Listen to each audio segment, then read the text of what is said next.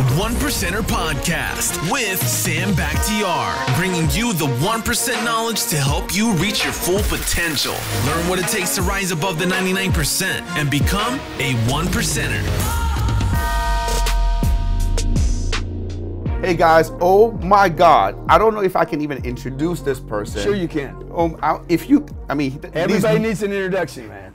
I got Uncle G, Mr. Grant Cardone at the 1% Podcast. Grant, what's up, brother? Dude, love the name. I love the name of your podcast. I'm like, God dang it, why didn't I think of 1%, right? Well, guess what, man? I got you a 1% goodie. Okay, good. Shirt, hat, okay. bunch of stuff for you. Good, I got good. it for you, man, so you can, I'm wear it definitely represented. in the 1% club. You're not a 1%er, brother. I'm in the 1%. You are like 0.00001%. I think because something that you always said.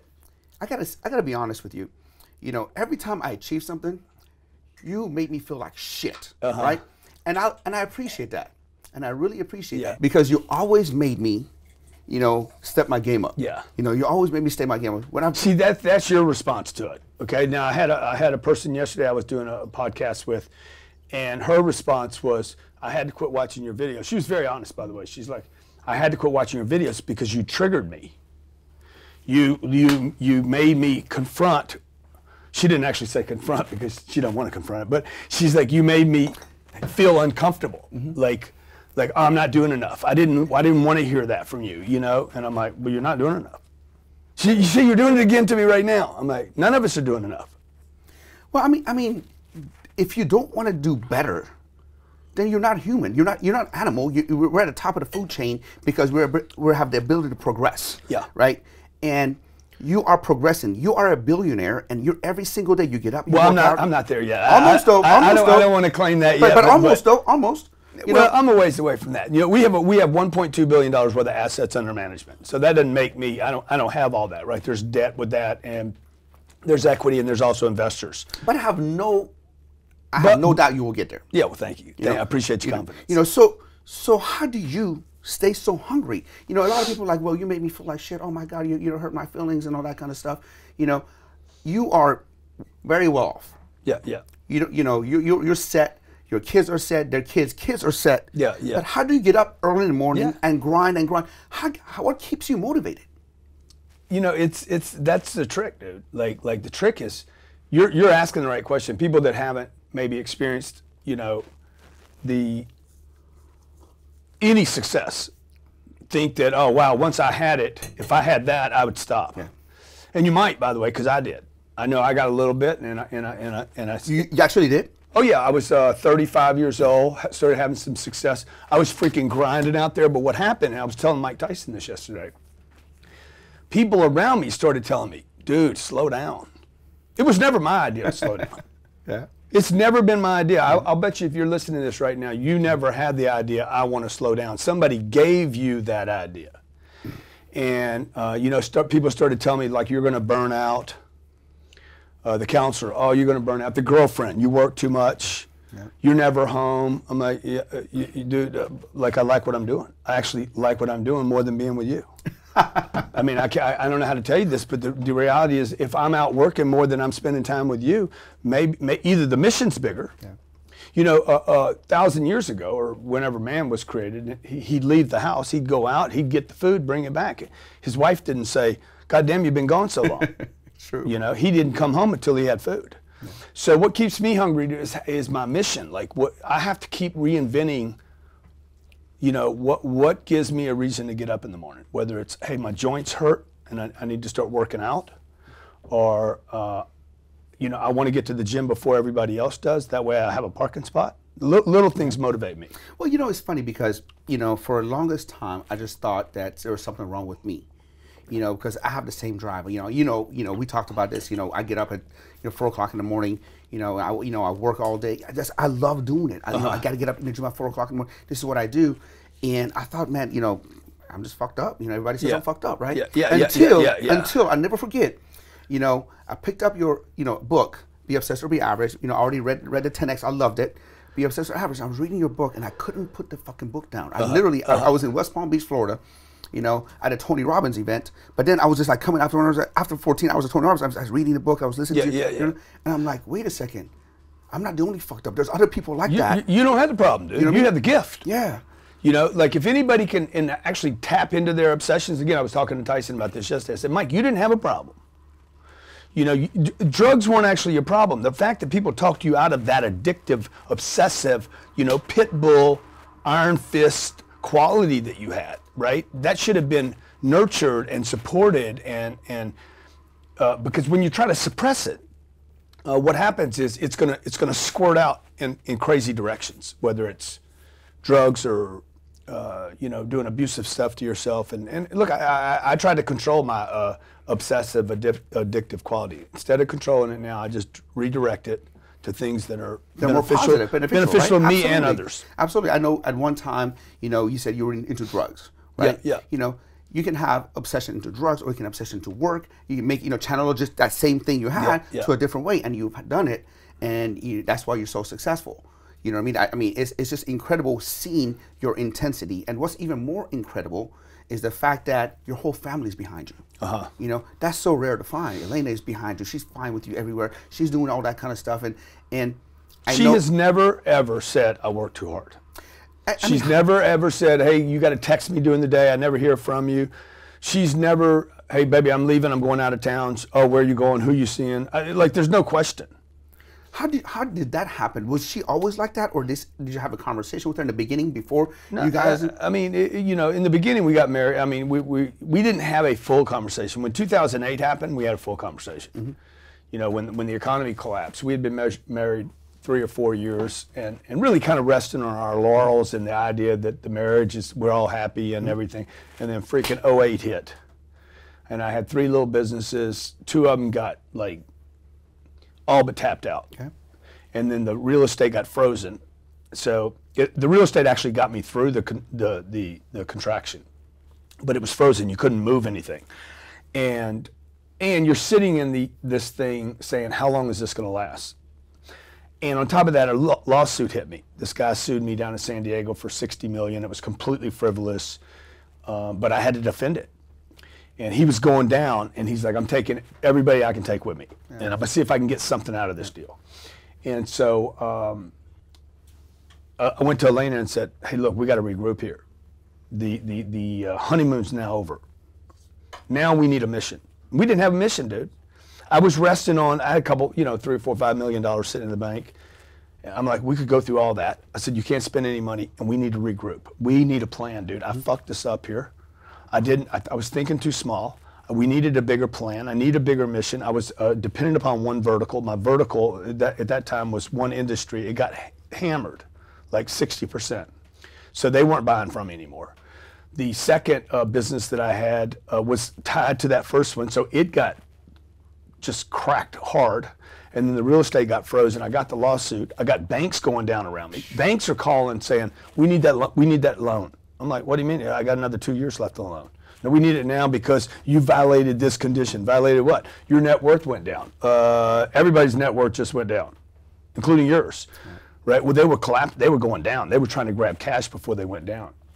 Somewhere in those 300 pages, they have some paragraph, one line that can get that can call that loan, right? So I said, Elena, we got to regroup. Now that pressure, that moment, Sam, was like this was what, 11 years ago? That's my whole life turned around. Yeah. That's when it wasn't the failure. It wasn't the mistakes that helped me there. It was like, okay, it gave me the impetus to like, I got to get my game on, dude. Yeah. Step your game up to think bigger. And it was like all in one moment.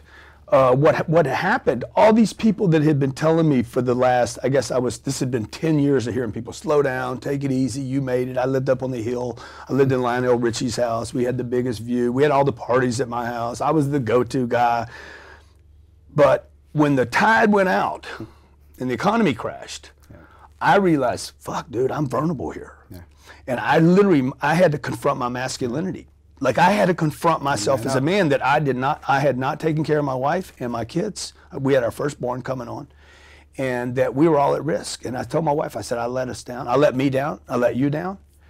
We weren't broke, dude. No, but you were vulnerable, right? I was vulnerable. I was vulnerable. And it was the first time in 20 years that I had been this vulnerable. And I'm like, this shit is not gonna, I did not work this hard to be vulnerable. Yeah. And literally, this is what, you know, it was like that last little piece of pressure, dude, that you need to like go into orbit, like those booster, this is what launched the career that people are seeing today. So the recession really helped you. You know, because you were comfortable doing your own thing, but when you got hit hard, yeah, that wasn't a recession, though, dude. That wasn't a recession. That was a bunch of things. That was devastation. Yeah, we're gonna have another one of those too. Oh yeah. And the next one, I'm ready for the next one. Yeah, no, you're ready. You know, you're winterproof, according to Tony Robbins, right? He said, "Be winterproof," and you're winterproof. Yeah.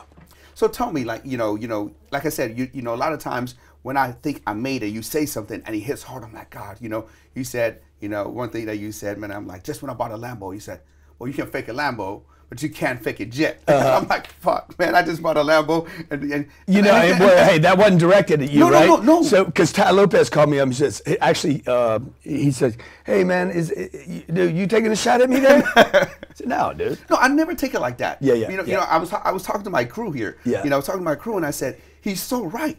But he's so right, though. You know, anybody can get a Lambo, lease a Lambo, or show up and all that. You can't get a jet. You can't put your name on the jet. You know what I mean? I mean, that jets doesn't let you do that. Yeah, right? Yeah. So dude, do you know that there's a service where you can take photos in front of a jet? Oh, I didn't even know. Really? People be doing that and posting it on Lambo. Oh yeah, they'll get you a carpet. They'll custom the carpet for you. They'll Photoshop stuff on the plane. Really? Totally. Oh my! You don't even have to charter anymore. Hey man, you know what, man? If you can't have it, there's no reason to fake it, right? Yeah. You know, but you know, a lot of people given that advice to fake it till you make it, and I know I was told that, you know, and I'm like, I never bought it. I lived in this town for. Is that your black Wraith out there? Yeah. So I drove up, and when I saw you, I said, I guarantee that's Sam's car. I can guarantee it. And I said, you know, I told Ryan, I said, Brian, you know, I never had any of that shit when I was here. Yeah. And it's not because I was right. It was because I was scared. Yeah. Dude, I have not known how to use money until the last 6 years. And it's funny. Of my whole career. You know, because I know you've been successful for a long time. You've always done well. You know, but I really start hearing about you, you know, right before, like I would say about a year before the first GrowthCon. You know, I started seeing you more and hearing you more, you know, and all that kind of stuff. And it's so funny because when I brought your name up, and I have a lot of people in the car industry, a lot of my friends are in the car industry and stuff like that. A couple of OGs they know there. Me. You know what I mean? They know me. You know, oh yeah, Grant. You know, yeah. I knew him when. Yeah, exactly. Oh yeah, Grant. I knew him. He used to come over and knock on our door and call on us. Yeah, he was on drugs and like this and that. That's not true. You know what I mean? They never knew. They just I was on freaking hype. Yeah. So they always like try to like, you know, say they know you, but you have evolved so much now. Yeah. Your Grant that you were like, you know, back then. Those fucking guys. Hey, you fucking guys. Okay, that he talked to. Number one, they didn't buy anything from me. Yeah. They wouldn't see me. They left me out in their damn, you guys, that, oh yeah, you were there for me then. You weren't there for me then. You left me out in your damn office, outside your office for 2 hours. Yeah, just have them sit out there. Then you wouldn't buy from me. When you did buy from me, you hammered me. Okay, and now you're like, yeah, I knew him. You know, so. Yeah, everybody, you know, when you make it, you're out there, everybody, oh yeah, I know him, I know him, but they don't really know, you know what I mean? Yeah. So you have something called... And that was my fault, by the way. I'm saying you guys, that was my fault that I didn't earn your business. I didn't get you to pay enough attention to me that you had me sit out in 2 hours. I wasn't thinking big enough. Yeah. So that you stuck me out there, that was my fault, that I was even dependent upon having to sit out there. And that's what I realized in 08 was like, dude, that guy would have seen me if I was a big enough deal, because he'll see me today. Yeah. He's calling me today, right? So that was my fault. Yeah.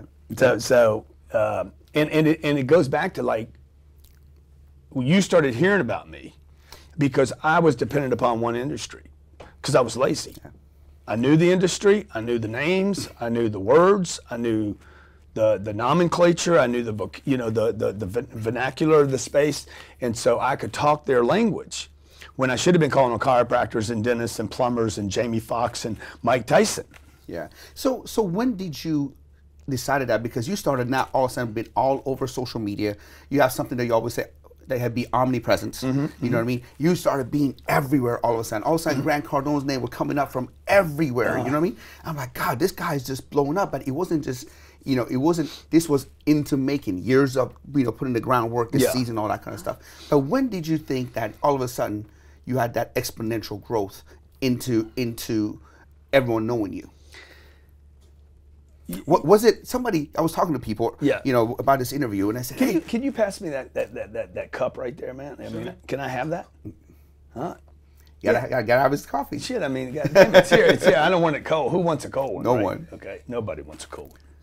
Okay. You know, I was talking to my staff. They're like, you know, I think it was the time when he had his phone out, and he got a video of the birds flying into the engine, and then other guys was like, no, it was a time where, you know, there was a sales call, and he picks up the phone, and he all of a sudden like closes the person right there and then. It was all social media, and I'm like, no, it can't be a one or two things. It was a combination of many things that he has done. It's just not one or two things going to do.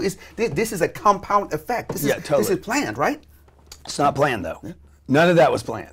Okay? So the bird attack. You can't attack a bird. No, you can't plan a bird attack. I am the only person on the planet that has captured birds going into an engine of a plane. That's crazy. Fucking crazy. And they were trying to confiscate your phone? Do you know the whole story on this? No, So check it out. So I'm leaving JFK. Okay. I'm glad you brought this up. Now, this is the time when I was committed now. I was fully committed. Sell or Be Sold was out.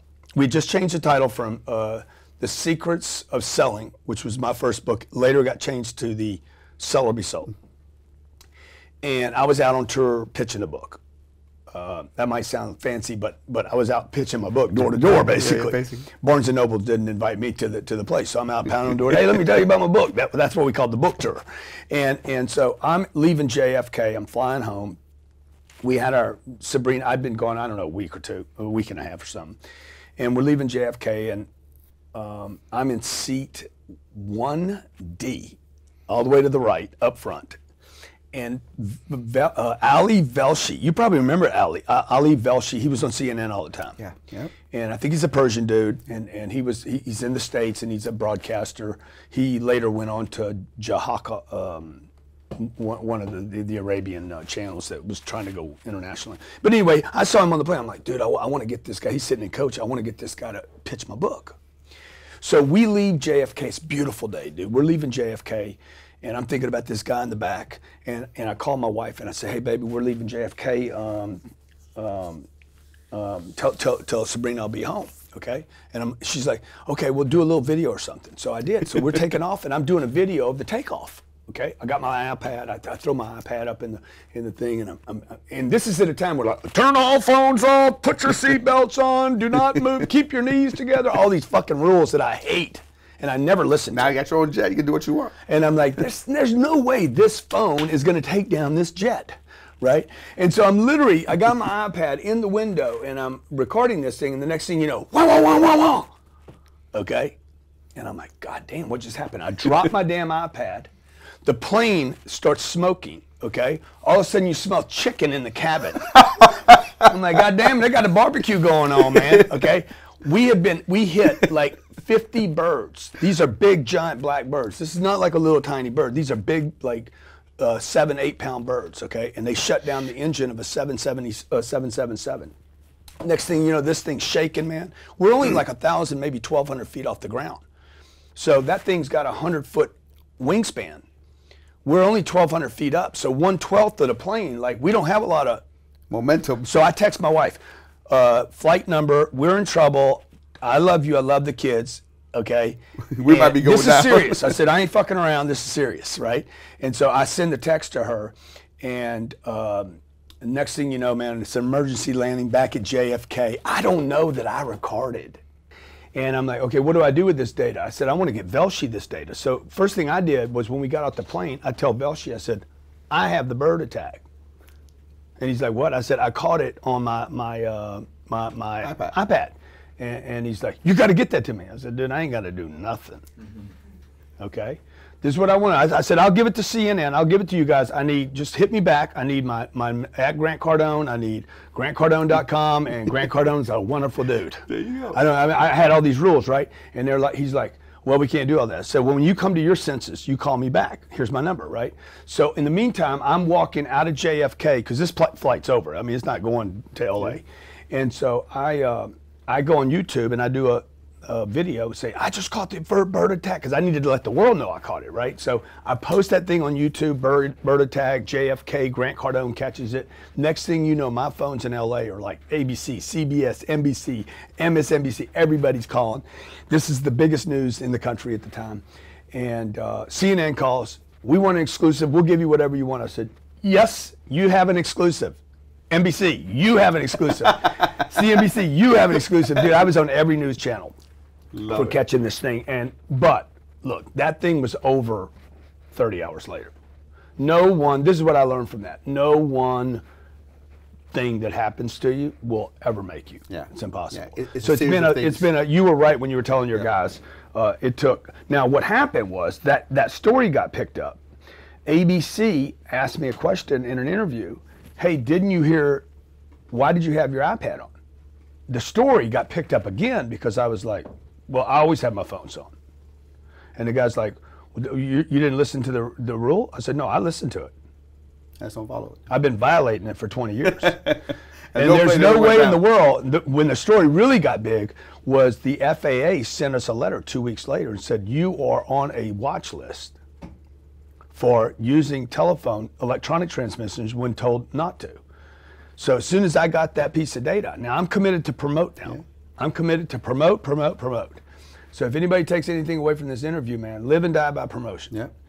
And what I did was immediately called Fox News and said, hey, the FAA is suggesting that cell phones should be taken away from the passengers, and that the airlines are not being responsible by taking away my electronics. So I just flipped the whole thing onto they take away my gun, they take away my knife, they take away my taser. No, but when I get on a plane, they're taking all that shit away because that's a danger to the other passengers, right? But if the phone is actually a danger, they should remove it from me. They can't trust me with it. And so the next thing you know, this became a big thing nationally. I am the guy. I'm the reason why when you get on a commercial flight now, they no longer make that announcement. I was wondering about that. They no longer make the announcement. I was wondering about that. I'm the guy. Oh, wow. Okay. So the next time you turn your phone on, you're fucking doing Instagram on the plane, taking a picture of yourself, in seat 34E. I'm the dude that made that all right. That's crazy, man. That's crazy. Yeah. Grant, throughout your whole success, I'm experiencing, as I'm growing, we know the haters come with it, and all that kind of stuff. That's just a part of that. Everybody expects that, right? But do they know the haters are coming?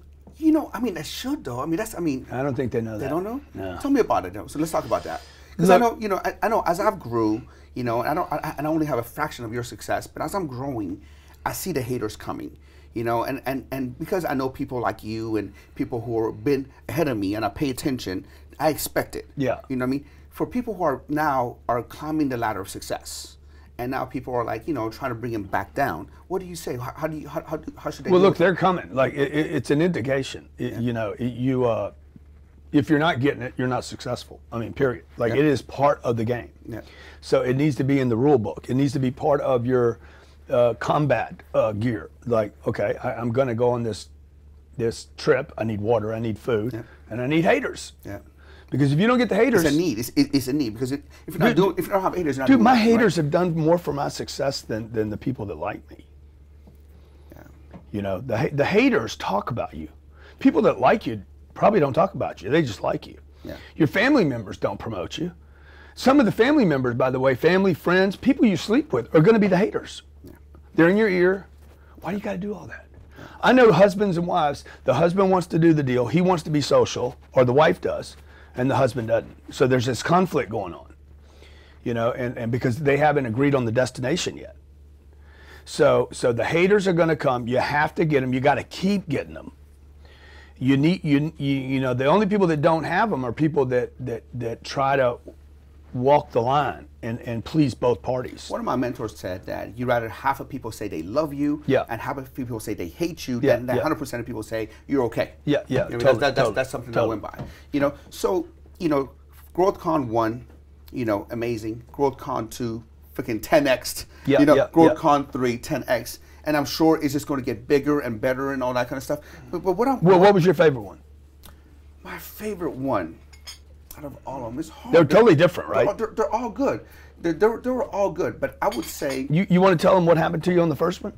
Oh, how you and I met? Oh gosh, man. So the GrowthCon, we went out on the second day. You take us on the yacht. We went out. We went across and all that. And I stayed a couple extra hours. You partied late. Oh yeah, come on, get him on. Is that Les? Yeah. Hey, Lester. Yes, Leslie. Leslie. I call you whatever I want. This is Uncle G. Yeah, I'll body slam you too. I can't imagine being body slammed by anybody better than Les Brown. 75-year-old man, you ought to be shaming yourself. Yeah. We'd be body slamming each other. We'd be spooning each other right there. How you doing, buddy? Man, good, man. I'm doing this interview right now with Sam, and you called in. I said, I got to talk to Leslie Brown. Let the record show. I got an event I want you to come to. Okay. When? Right. When and where? It's going to be in Atlanta. Okay. I love Atlanta. All right. Fantastic. And so I'll be calling to let you know. Let me know what I can do to be of service to you. Man, come on, man. Stop the madness. Yeah, because you family now, so we got to do something else together. Okay, for sure. I love you, dude. Okay, I appreciate you. We're going to call you back. All right. Take care. Bye. That was epic. That was epic, right? He ain't gonna body slam me. Motherfucker ain't gonna do shit. That's epic. That would be funny though. Huh? We should get a thing of him body slamming me. Les Brown body slamming you. On my back. We got to make sure we send him the clip. You know what I mean? That was epic. Yeah. What a speaker. Yeah. I wish I could speak the way he does. I mean, yeah, that guy's got skills, man, like just butter. Like a politician's skills. Oh my God, just crazy. So we're talking about haters. You expect them. It's part of the game, and part. You need them. You need to fuel them too. Like don't block them and don't lock them out. Right. Right. So, I mean, there are people that I will block out. People that are hating on my religion, or like if they were to say something about my kids, or they're dangerous, right? Like, but the haters aren't dangerous. I'll tell you who's dangerous is the people that listen to the haters and pass the word on. Yeah. That's who really. The people around you that get influenced by it. I heard so and so say da. See, those are the people that are the fertilizer. Is probably more dangerous than the I don't know what it would be in the grass that would be a problem, but the brown spot's not the issue. It's the people that cause feed into it. Exactly. Feed into it and all that, add more fuel to it, unnecessary stuff. So as I'm growing again, some of the friends that I grew up with, or I did business with before, are now later on we're not the same at the same place. I know that I'm not sure that's happened to you. You know what I mean? And throughout the business, how do you deal with that? You know what I mean? And be able to do that, because I've had a couple of partnerships, and I'm outgrowing a couple of things. And how do you do that? You know what I mean? You should. For me, that's a good thing. For me, like it's been, I'm sure you experienced it before. I'm going through it now. You know what I mean? I'm sure you're going through it, and always been. It's just part of the growing process. It's kind of sad for me. Sometimes I sit down, I'm like, man, I did so much for this guy, and this is the thanks I get. How do you, deal with that? Because I know you've done so much for some people. Yeah. And later on, you're like, man, is this real? Are you serious? Yeah. I mean, I don't know that I do that much for people, but I give people opportunities. They either take them or they don't. Yeah, exactly. I mean, that's what I'm saying. And then I'm moving on to the next thing. Like we're going to the Milken conference, right? Those seats are $50,000 pop. Wow. So, but I want to be in a room with Jamie Dimon. I want to be in a room with people that are coming in from other countries. The minister of Turkey.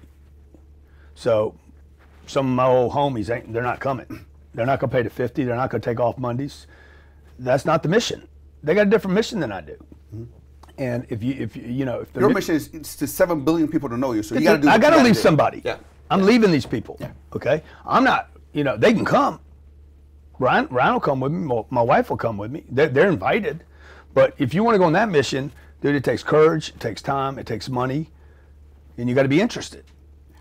Some people just aren't interested. They're interested in Fritos and a Lazy Boy. So whatever your game is, like I don't frown on that. I don't have any opinion about you staying home and doing that. I know it's not going to make you happy. You'll know it later. All I know for sure is it's not going to make me happy. And so, you know, spending time with Mike Tyson yesterday, dude, I can't do that. I was so jealous. Yeah, and people told me not to go do it. They're like, dude, the guy's going to be smoking weed. And people know I don't do drugs. Like there's no way I'm doing drugs. You couldn't make me do drugs. But I don't need to make him wrong for doing it. No. That's his choice. That's what he wants to do. That's what he wants to do. So, but dude, it was a freaking awesome being with Mike Tyson. It was awesome thinking about what he's saying, what I'm saying, who's right here. It doesn't matter who's right? That there's room for, you know, I'm not a big supporter of the cannabis industry. He's trying to make a business out of it. Yeah. But I don't need to make him wrong about that. Where do we get along, right? What do we agree with? You know, I probably have more trouble with this idea that he wants to surrender and turn control over. We talked about that off camera. Than the drugs. Yeah. I don't want to surrender, and I'm not turning control over. Yeah. I did that before. And when people try to convince me to surrender, he's like, you know, what about the ego thing, Grant? I said, dude, that all came out of the treatment centers you went to, Mike. I know. I said, I went to one treatment center. He said, one? You only went to one?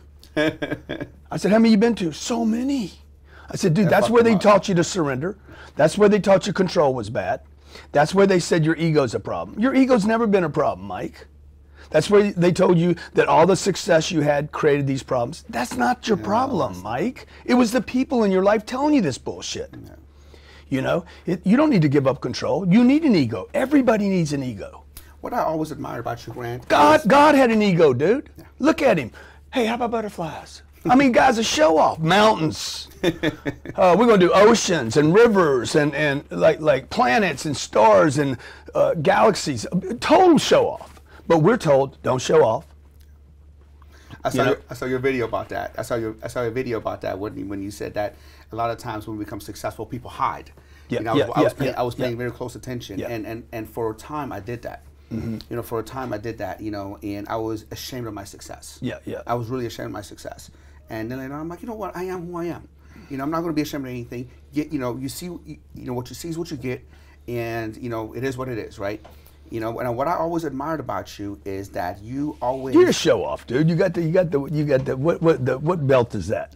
Oh, that's a Louis belt, man. It's a Louis. I don't have one of those. You got the diamonds. Oh, come on. The diamond Rolex. Is that a Rollie? Yeah, we know what so you have. So he's got the Rollie with diamonds all over. You could have a Rollie, but he had to pack diamonds on top of it, you know? So you are a show off, dude. Like, but who hadn't been a show off? When we were little kids, we were all show offs. Until somebody said, until some brother, sister, uncle, aunt, mom, or dad said, don't be a show off. Recognition is a human need. Right, recognition. We want to show we're different, right? So yeah, so I think we even more than the recognition. I think that we have an innate need to emanate light, to be bright. Look how many of us go after glitter, shit that glitters and shiny shit, and we want to cause the effect. And what happens in life is we end up being the effect rather than causing big effects. So it's all right if you sit in your house and have porn influence you and your effect, but you can't create big effects and cause people to feel things. Somebody's always going to criticize you no matter what. So you might as well just be you, right? Yeah. You know, we talked about, GrowthCon 1, amazing, in Miami. I'm going to talk about what happened at GrowthCon 1. Yeah, I'm sure, yeah. And then GrowthCon 2, you 10x'd it. GrowthCon 3, you 10x'd it. But I remember, on the second day in GrowthCon, you took us out on a yacht, I believe, went around Miami and all that kind of stuff. What a great event. That's the first time I got to know you, and, in a person and take pictures and all that kind of stuff. And I think I stayed out a few hours later with some guys, had some steak. That was the third day. I'm sitting there at the conference. I'm like, you know what? I'm feeling a little tired. Let me go outside for a second, sit on the couch, and just get a 10-minute shut-eye, And I was like on the couch like this, Grant. I don't know if you remember, you walked by to go to the bathroom, and you came up to me like, dude, what the fuck are you doing? You got in my face like, I'm like, what the fuck are you doing? I'm like, get inside. This is a GrowthCon. I'm like, oh my God. This guy is intense. I always prided myself being the harder work in the room. And when I saw someone leveled me up. I'm like, dude, I need to step my game up. This guy has been the host. He's been going nonstop, and he's on fire. So you lit me up, man. I was like, holy shit. Yeah. I've been doing that my whole life to people, man. How do you do that, Got though? a guy laying on a bench on Sunset, and you know the guy, the homeless guy, he's working the street corner, and he's sitting on the bench. I said, dude, you ain't gonna raise any money like that. You got your little sign, your old crumbled up, fucked up sign. Dude, it don't matter how pretty the sign is. You got to stand on your feet. Do you want to raise money? I'm not gonna give you money for sitting on a bench. Yeah. So whether it's you or somebody else, I'm probably really talking to myself. When I saw you there, I'm like, get up, Grant. You know, get up, Grant. Like that's what I see everywhere I go. I see me. And you motivated me, you know, and I'm usually the motivator. Yeah. And then now you motivate the motivator. I'm like, holy cow! I was telling the guys that, you know, on the way here. I'm like, I don't know how this guy is up and just nonstop going. This is passion? This is something that is mission driven. Yeah. So, you know, I was on GrowthCon 1, GrowthCon 2, GrowthCon 3. I just saw your massive. Yeah. Could you believe the last one did 35,000 people? Yeah, I'm looking at them and I'm like, dude, like, holy crap, right? So that was real. That's crazy. That was a brand builder for us, dude. Like that message. Grant Cardone put 35,000 people in a stadium for 3 days. His literally like Friday. I said, hey guys, look, you know, this conference will last the whole year. Because every conference now will be compared to this conference. I was so proud of that. Right, one of the most proud things I've done in my life was filling that stadium up. And what a crazy event. But I know, you know, you got a lot of lashback, you know, from it, you know, and it's crazy because I'm looking at this, you know, and I was talking to my buddy, you know, Tim Grover about, you know, over the phone and all that kind of stuff, because I know how much he loves you. You guys are buddies and all that kind of stuff. I'm like, can you believe, you know, you're getting so many lashbacks and everything like that, and oh, you know what, Grant is just, you know, selling stuff, and it's a pitch fest and all that kind of stuff. And all, you know, for us, I'm always looking at it and I'm like, wait a second, there's nothing wrong. Did you buy anything while you were there? I didn't buy anything. Okay. Well, then it wasn't a pitch fest enough. Yeah. So no, but I didn't get Sam, and he's qualified. He wants to buy stuff, so we didn't pitch hard enough, or we didn't do it right. So you got to give me some corrections on that. I bought a bunch of stuff on the first one, second one, yeah. You know, third but one. Nothing on the third one, man. Everything. No, you didn't. No, you didn't. No, you didn't. I could just start listening to stuff you didn't have. But I was kind of sad to see people criticizing you. Yeah, and the same people that weren't there. People that weren't there, and people who you put on the stage in the past, and all that kind of stuff. And I'm like, wait a second. At the end of the day, you know, I was taught people that I gave the opportunity to in the past. Right. So, yeah, exactly. You know, people that I put said, here, man, have an hour and a half of my $10 million event. Right. Or criticizing me for not bringing it back to another one. You know, because I had Snoop Dogg there this time rather than them. You know, I don't get the mentality, because I was taught that, you know, if you're selling something, there's nothing wrong with selling as long as what you're selling is helping people. Yeah. Right? Yeah. If you're selling some bullshit or you're scamming people, that's one thing. Yeah. But there's nothing wrong if you sell me something that you know is going to change my life, which you have, you know, then there's nothing wrong with that. Yeah. So why are people criticizing you? It's a pitch fest where you're selling people, and all you've been doing is creating content. You have created programs, books that have changed my life, certainly mine, and many others. Why do you think that happens? Well, I don't think they're criticizing me. I think they're talking to themselves about me and themselves. I think they're just trying to figure the deal out. I think that really, hey, Grant was selling stuff from stage is really, I haven't taken the time to put anything together to sell to anyone. Got it. So every person that I know that says, oh, don't monetize yourself, it's because you're lazy and you never put any package together, any program together that you could monetize.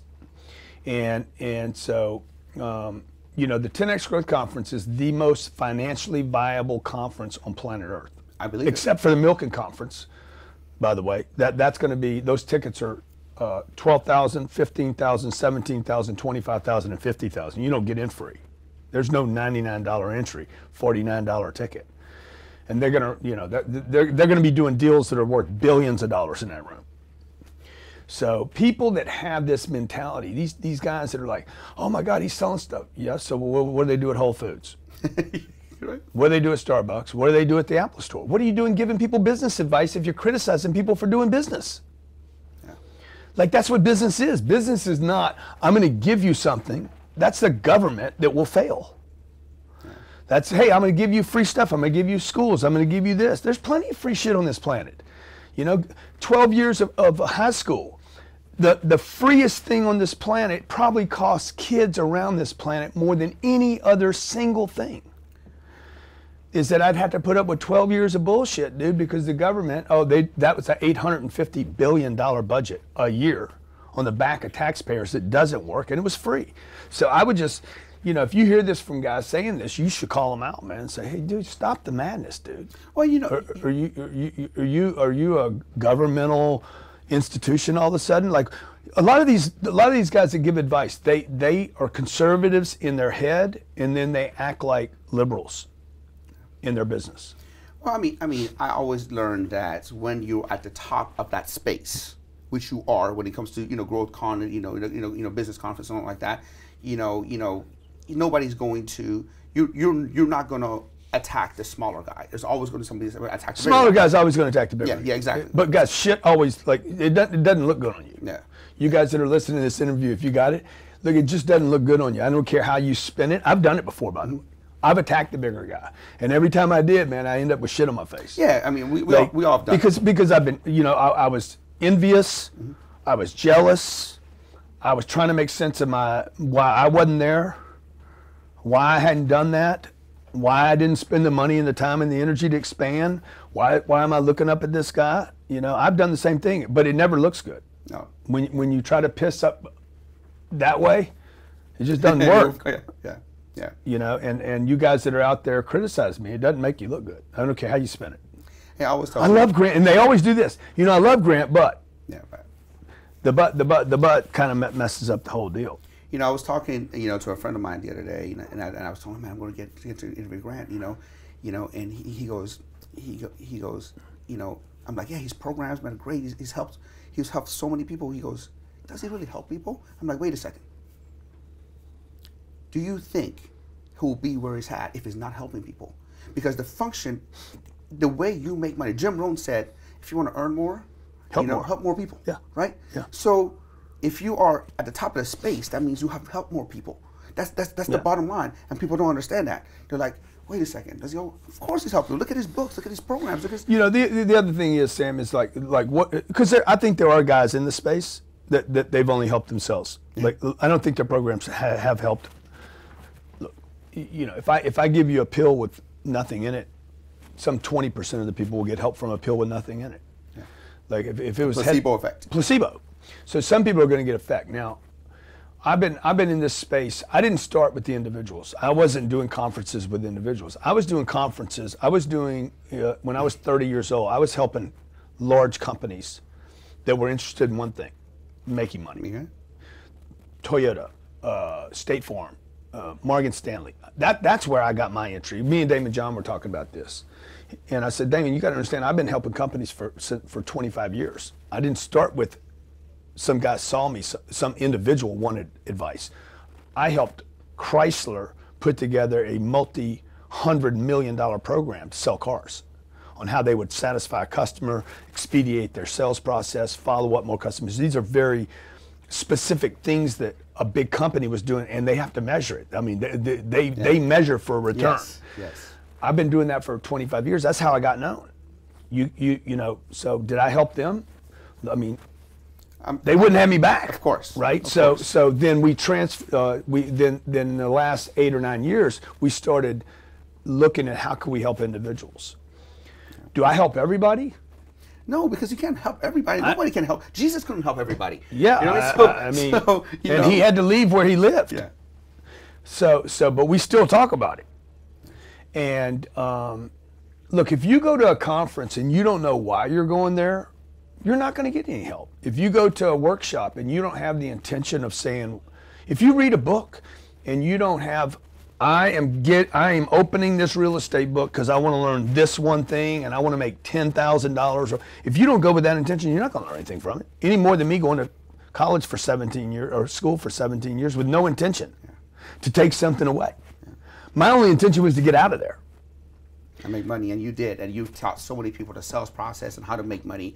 You know, one thing I see as soon as, like, I've been to your headquarters, you know, and as soon as I walk into the office, man, everybody is on fire like you are. You know, it's crazy. Everybody from the cameraman to your pilot to the secretary, and everybody is sales driven, sales process, and it's like a mini Grant Cardone. And I know that you got to have a crazy hiring process. You know, no, we have a very aggressive firing process. Let's talk about that. Yeah, what you're talking about, what you saw, but you don't see what you don't see.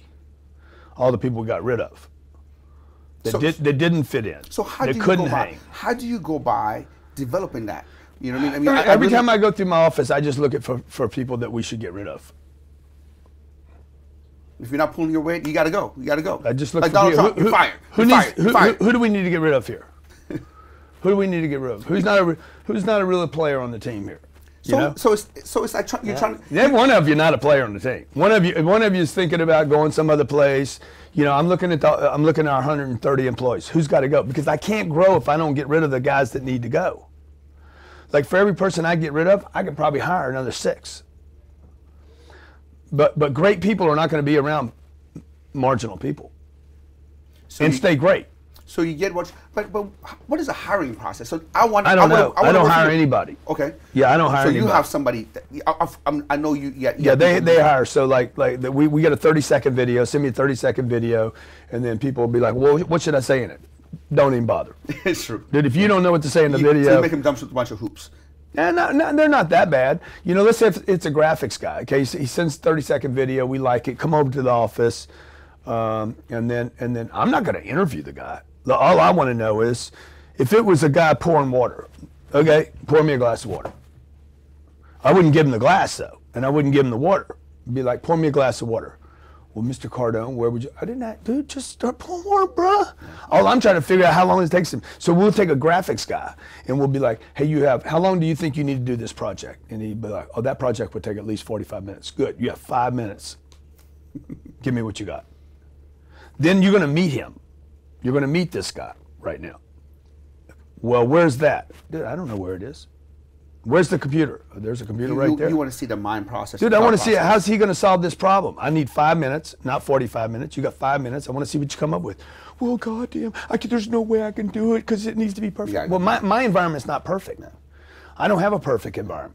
Okay, I'm not striving for perfection. I'm trying to get content out. We're trying to translate to every language on the planet right now. I don't have time to do it right. I need to get it out, because right now, if you're Iranian and that's all you read, what is it? Arabic? Farsi. Yeah. And I'm not in Farsi, you're never going to know me. True. Very true. So I got a mission to meet 7 billion people. I don't care if they're Iranian or Iraqi or Jewish. It doesn't matter to me, black or white or Nigerian or I don't care, Malaysian. I don't care, dude. I need to get to their language, and I need to get the content to them, and that's going to cost a shitload of money to do that, and effort and energy to get it out. So I need people that can move fast, not some guys like, well, let's edit it one more time. Dude, I'm in no language right now. Edit that. I'm in English only, which means I'm basically a narcissist organization that thinks there's only one language on this planet. So a lot of times we hear, success follows speed, right? Success follows speed, implementation, don't, wait and aim, shoot. It seems, is that what you subscribe to? You shoot, you course correct as you go? Because like you are like the speed, the way that you do things, man. Yeah. I mean, it's just. Yeah, we do. We value speed more than quality. And then later on. But my organization does struggle with it. Like, we struggle with it. I can adjust later. My intention's good, right? So the old example is the speed, the shoot. What is it? Aim, fire, shoot. Okay. Ready, fire, aim. Ready, fire, aim. Yeah, ready, exactly. Fire, so. The analogy of ready, fire, aim is that you got a gun and you're going to hurt somebody. So it's really, hey, I got an idea. I want to monetize. So like if we take the bullets out of the scene, I'm like, hey, I got an idea, man. I want to raise money for Cardone Capital. Well, I don't what I should do is just tell people I want to raise money for Cardone Capital, cardonecapital.com, cardonecapital.com, cardonecapital.com. Minimum $5,000 if you're non-accredited, $100,000 if you're accredited. Hit Ryan at 480. What is it, Ryan? 480? 225? 8227. Because I don't have a landing page yet, and I don't have a URL. So why wait till I have a landing page or a URL? That's a perfect example. I saw on your story. Yeah. Yep. So I just need to push him someplace. Yeah. I haven't checked with the SEC yet. I don't know if I can do this, but my intention's good. I'm not going to take your money if I don't get approved. Yeah. Now we are approved, obviously, but just that example right there, we've raised almost $200 million in under 20 months because of that. You just implement. You just implement. Like you know what? I go from an idea to monetization. Right away. I don't go through the factory. I don't go build products. Right. So it's the same thing for the interview. Hey, dude, I want a glass of water. Right. I'm looking for a guy that can pour me the glass of water the fastest. So what's next for you? I mean, you got the Cardone Capital, Cardone University. You have programs and books, and you're speaking all over the world now. Yeah. What do you want to do in the next 5 years? Where will you be in the next 5 years? What are you trying to achieve? I want to meet 7 billion people. You want to meet 7 billion people? Yeah. I told Mike Tyson that yesterday. You know what he said? How many you met so far? I said, "Fuck, I don't know, Mike. I know this. Being with you, Mike, I'm gonna get you a little bump." Yes, for sure. And so we just want to collaborate with other people that have audiences. But I admire you so much because as big as you are, and you are, a pretty big deal. You know what I mean? You're a celebrity in your field. You are. You make time to meet everybody. Even on the Growth Con, it boggles my mind. You had your kids go and meet everybody. And you always come in and you always make the effort. Elena always make effort to take pictures with everybody and things like that. Well, nobody else doing that. My crew, yesterday we went to an event, right? And there's this guy, he's like a little internet guy or whatever. Oh yeah, that's the dude that wanted me to come to this deal. No. A guy who spoke at his event. Okay. A guy who spoke at his event. Got it. And I was one of the speakers. The guy that spoke, my crew went up to meet with them. Yeah. And this morning they said the guy is like a total douche. Like he blew people off and all that kind of stuff. And I was talking to him this morning. I said, look, this is the difference between somebody who made a couple of $1 million. And somebody who's made 300 times what he has done. Right. Look, Grant is here. Grant is taking the time to meet everybody. He's personable. You came in and you shook everybody's hand and you talked to them and acknowledged them. Whereas somebody and that's how, if you're going to 10x it, if you're going to 100x it, that's the only way to be able to do that. And I told him, are you taking notes? Because if you're going to treat people just like a transaction, you're not going to go anywhere. And you made a couple of $1 million and you're just relaxing and you're just acting like you're a big shot. That's it. That's the death of it. I don't know if you can teach that. So. It's got to be like, that's genuine. I genuinely like people, and it shows. And that does not keep me from also wanting to monetize relationships. I've never gotten help on free. Free never helped me. Everything that's ever helped me, I paid for. And the free nobody takes serious. Nobody takes. Maybe advice. some people do. But I haven't. That's not. And the people that I've helped the most, like that guy I was talking about. Hey, does he really help people? I can just tell you, there's tens of thousands of people I know I've helped, millions of people, and I know I've helped them because they're like, dude, I went from making 20 grand to 200. Like they told me, I didn't go grab the data. They came to me and said, this is what happened for me. So. I just want to help a lot of people, man. And I know when I was 25 years old, when I started studying material, I paid $3 grand for a program when I was 25. That was 30 years ago, so 35 years ago. So that's like $9,000. I borrowed the money from my mom. That program made me money before I even got it. Literally because I had made a commitment to myself. I traded money for the hope of getting an education. And that was a commitment. That was my whole life change, making that one financial commitment in myself. Well, brother, I'm so honored to be in your presence. My honor to be in yours. I'm serious, Grant. You need to watch like that. Gosh, man, don't even go there, man. I know your collection, man. So, I'm so honored to be in press. I don't I'm have so, any diamonds on my watches though, man. Let me just see if I can even do that. Let me see if I can even do it, okay? I don't know if I can even do it. Okay? Man, that's beautiful. Thank you. Could I do it? Huh? No? It's going to be tough to pull off for you. It is, isn't it? I know, it's something about the mock-up of the individual, the being. Yeah. The diamond doesn't look good on me, does it? Does it? It looks great on you, man. It's not you, right? It's not me, man. Yeah. Looks good on you, though, dude. Yeah, the paddock is pretty. Yeah, yeah. What's better than one paddock? 2. Beautiful, beautiful. Thank watch. you. Beautiful. And it looks great on you, too, Sam. It really does. Thank you. You know, so You got to have a lot of masculinity to carry them diamonds. oh, now he calls me a girl now, right? No, you're very masculine. Grant, it's been such a pleasure, Yeah. you know, having you here. It's an honor. I'm serious, and it's an honor to be like in the same era, watching you grow. Thank you, man. Because you always motivated me. You always having me step up my game. Whether it was, you know, the first growth con told me to wake up. Wake up, man. Wake up. Whether he's like, oh man, millionaires and middle class. Just like when I made a Yeah, millionaire, yeah, like yeah, yeah. millionaires middle class. Yeah. I'm like, dude, I didn't make it. Millionaires is just a middle class. Yeah. And what do you say? You know, you can fake a Lambo. You always, everything you said. I never took personal. I don't care who you're talking to. Yeah. I know you're saying that to Well, ruffle the feathers for you're me. more secure in yourself then, and you're more interested in your growth, and you probably have you have your focus is on your potential rather than being right or wrong. So I congratulate you for doing I appreciate for it. being that guy, man. Thank you so much for Thank you. allowing to give us your time. And if you haven't, I don't know, if you haven't been alive, you've been under a rock or something, Mr. Grant Cardone, check him out on Instagram, check him out on YouTube, check him out everywhere. And what else can you have? Grant Cardone Capital. CardoneCapital.com is that's going to be the thing that people are going to be hearing about. We're going to take that company. We're at 1.2 billion. We're going to take it to a $10 billion company. I'm going to literally, using social media, this has never been done before, Sam. Using social media, I'm going to disrupt banks and Wall Street. And I'm going to cut them out and go straight to your moms, dads, uncles, aunts, you, and you're going to be able to invest and partner with me in institutional sized deals.